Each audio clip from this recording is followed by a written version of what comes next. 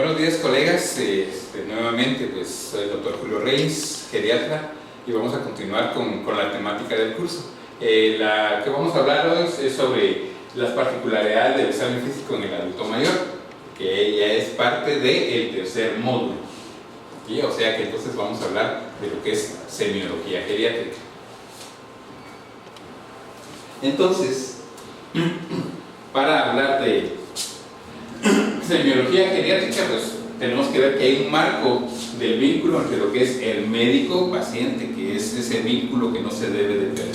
Tenemos que tener empatía con el paciente para que él tenga confianza en nosotros, no como sucede a veces con un adulto joven, ¿verdad? Que a veces no se logra una empatía y no logramos conseguir ese enlace, esa buena comunicación. En el adulto mayor es diferente y él trata la manera de que pues tengamos un mayor acercamiento, porque a veces tal vez no va por un síntoma que es así agudo, sino porque él necesita que lo escuchemos. Entonces ahí estamos haciendo una empatía.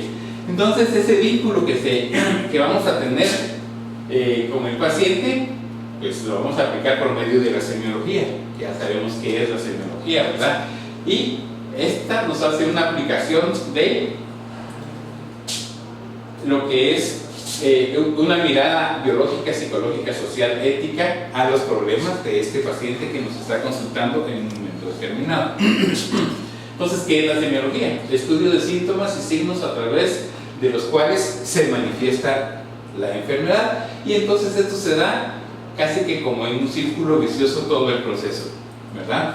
Tenemos que hay que hacer una anamnesis, hay que hacer una entrevista clínica, el examen físico, que es importante, ¿verdad? La historia clínica, que con todo esto vamos a obtener un alto porcentaje del diagnóstico de la patología por la cual está cursando el adulto mayor, que es importante, ¿verdad? O sea, esto no se pierde, así como lo logramos en un niño, en un adulto joven, en el adulto mayor también es importante ver que podríamos decir, el mismo esquema, ¿verdad? Solo que hay que ponerle específico interés a ciertas situaciones que se dan. Entonces, el examen físico, que es el conjunto de técnicas de exploración clínica que va seguido de una observación minuciosa y ordenada, que nos va a dar la información del estado del paciente, de normalidad o de patología, ¿verdad? Porque nos puede llevar a una u otra.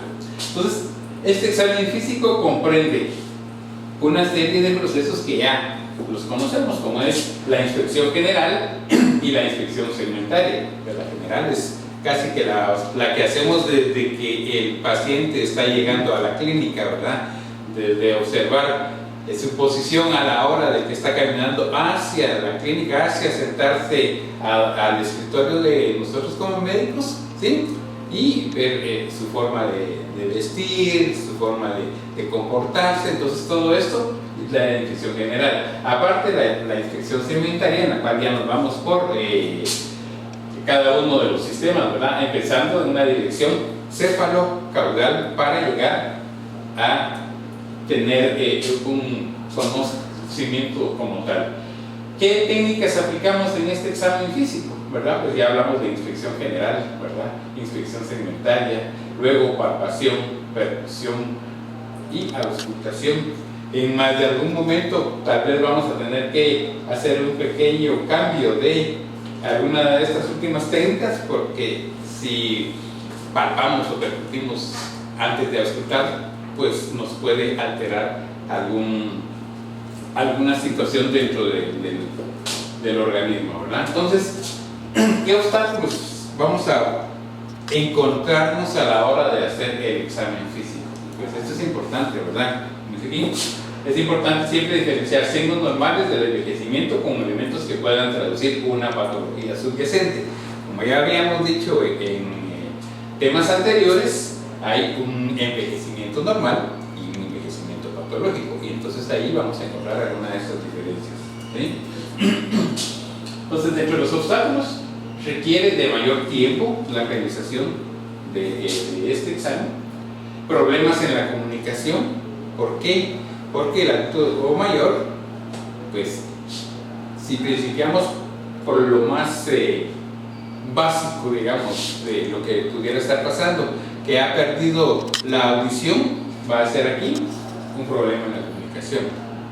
Pero si aparte de ya viene arrastrando alguna patología que le está permitiendo no a veces comprender lo que le estamos solicitando, va a ser otro de los problemas en esa comunicación.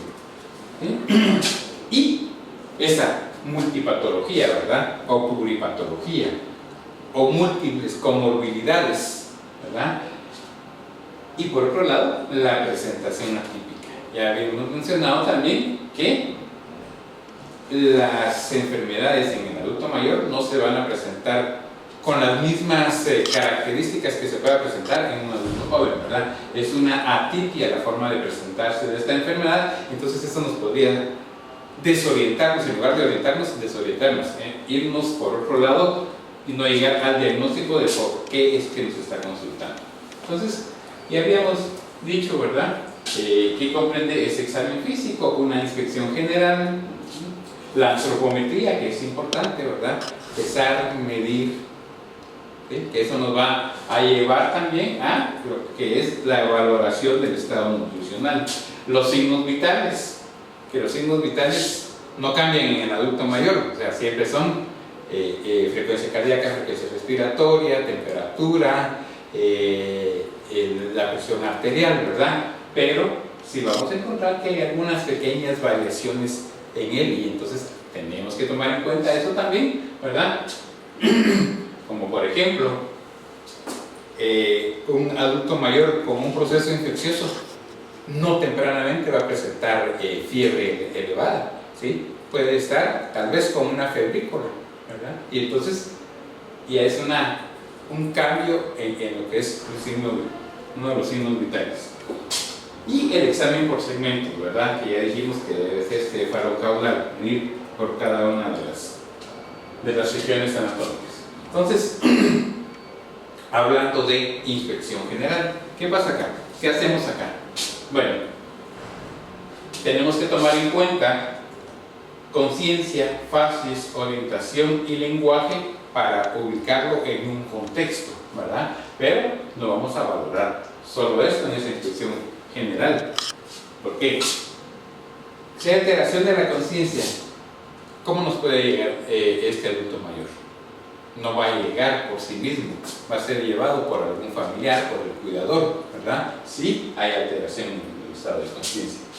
Si hubiera algún dolor o alguna patología que le va a cambiar sus fases, entonces ahí lo vamos a ir detectando. Si está orientado, cómo está su lenguaje, si nos está hablando coherentemente o está hablando incoherencias, ¿sí? Constitución, postura y marcha, que como decía al principio, ¿verdad?, a la hora de que está entrando al consultorio podemos ver estos aspectos, ¿verdad?, sin tener que dedicarle demasiado tiempo, ¿sí? La higiene, que es importante, pues igual en la misma observación podemos ver cómo va la presentación del adulto mayor, si va pulcro o si en general lo estamos viendo de que no está bien peinado, que puede ir sucio, ¿verdad?, que incluso hasta su ropa no está de acuerdo con, ¿verdad? Entonces estamos haciendo también la valoración mental. No. Entonces,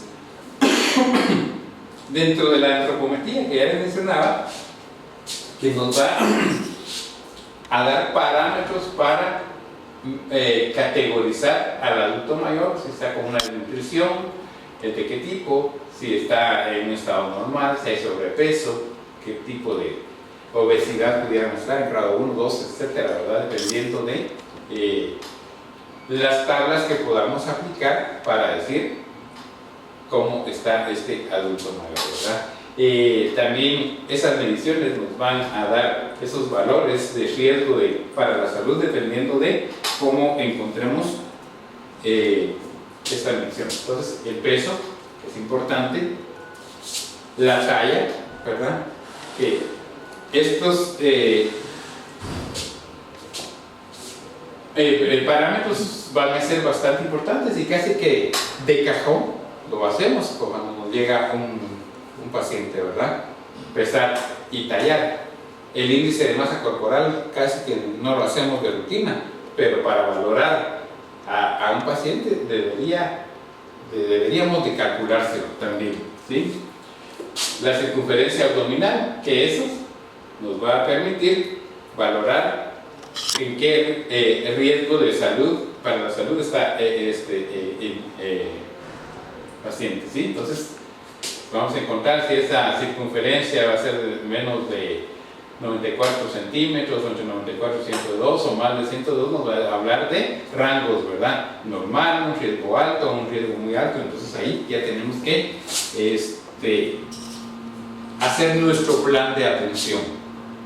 La circunferencia de cadera, que también está relacionada con esto mismo, ¿verdad? Los pliegues cutáneos también, ¿sí? La bioimpedancia, que ellas son técnicas más sofisticadas para poder llegar a establecer en qué estado de nutrición está el paciente. Pero, ¿qué pasa? No para todos está al alcance este tipo de técnica, ¿verdad? Incluso podríamos hablar de valoración bioquímica, en la que tenemos que sacar algunos exámenes de sangre para hacer estas comparaciones, entonces eso ya va a implicar gasto para el paciente, ¿verdad? Entonces, pero nos podemos apoyar en todos estos parámetros y que a la vez estos mismos nos pueden ayudar para desarrollar el MA, que es el test para la valoración nutricional, ¿verdad? Y entonces ahí no hay pierde, ¿verdad? Esto sería como un plus para tener un diagnóstico mejor, pero con estos aplicado a lo que es el MMA nos va a decir cómo está el paciente. Bueno, luego los signos vitales. Y en los signos vitales, pues ya hemos hablado de pulso, de presión arterial, de temperatura, de frecuencia respiratoria, que pueden haber algunos cambios que los vamos a ver más adelante, ¿verdad? Para ir puntualizando qué podemos encontrar y qué nos vaya a hacer que nos desviemos de esta situación. Bueno, luego el examen por segmentos o sistemas, que como ya dijimos, cefalocaudal, valorar cabeza, luego cuello, tórax, abdomen, género urinario, osteomuscular, neurológico y piel, ¿verdad? Este neurológico casi que lo podemos empezar a hacer desde que está ingresando el paciente, ¿verdad? Como ya lo mencionamos en la diapositiva anterior, ¿sí? Entonces ya vamos a tener adelantado un cierto porcentaje de cómo está el neurológico del paciente. Y pues aquí ya incluso podemos ya venir a aplicar, si ya lo hicimos en la inscripción, venir a aplicar aquí uno de los test para que nos diga cómo está este paciente, ¿verdad? Depresión, ansiedad o cualquiera de las otras situaciones, demencia incluso, ¿verdad? Entonces eso es lo que haríamos en una primera aporte.